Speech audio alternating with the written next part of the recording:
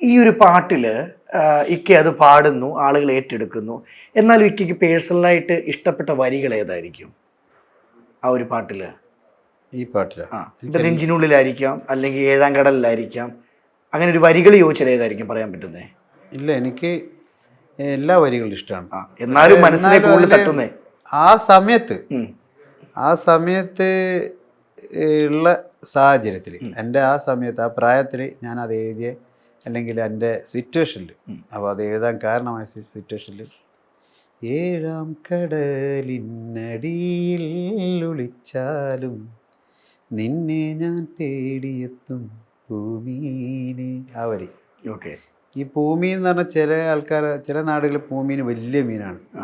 പക്ഷേ ഞങ്ങളുടെ നാട്ടിൽ ഞങ്ങൾ ചെറിയ കാലത്ത് സ്കൂൾ വിട്ട് മീനൊക്കെ പിടിക്കാൻ പോകുന്ന ഈ കുളത്തിൽ നിന്ന് വരുന്ന ഒഴുക്കുണ്ട്. അതിലുള്ള ചെറിയ മീനുകളൊക്കെ ചെറിയൊരു സെൻട്രൽ നിന്ന് വെളുത്ത വരയുള്ള ഒരു പൂമീൻ എന്ന് പറഞ്ഞാൽ ചെറിയ മീനാണ്. അതിനെ കാണാൻ തന്നെ പണിയാണ്.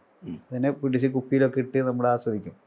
അപ്പോൾ ഏഴാം കടലിനടിയിൽ ഒളിച്ചാലും അത്രയും ദൂരത്തിൽ ആഴക്കടലിൽ ഒളിച്ച് ഇത്രയും ചെറിയ മീനായിട്ടുള്ള കണ്ടു കിട്ടൂല കടലിൻ്റെ അടിയിലാണല്ലോ. അവിടെ ആയാലും ഞാൻ നിന്നെ തേടിയെത്തുన్నారు. അങ്ങനെ തേടിയെത്തണമെങ്കിൽ ഒരു ജീവിതാനുഭവം കാണത്തില്ലേ? കാരണം എഴുതുന്ന ഓരോ വരികളും അനുഭവങ്ങളല്ലേ? എൻ്റെ ജീവിതാനുഭവം തന്നെയാണ് ആ പാട്ടൊക്കെ. അതിനെക്കുറിച്ചൊന്നും ഞാൻ പിന്നെ കൂടുതൽ പറയേണ്ട നമ്മൾ. അതൊരു കഴിഞ്ഞ കാലം.